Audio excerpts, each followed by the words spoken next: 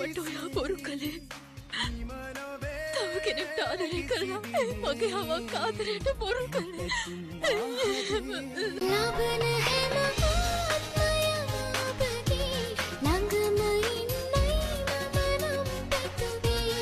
පනට පන දීම දෙවි කතරේ නොයමි රහසේ නොකිමි පනසේ.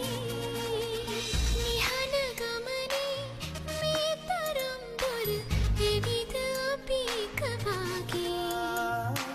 මිහිරි මතකේ සැරිසරානුඹ නවාතැන්ගෙන දැසේ මමරනාදේ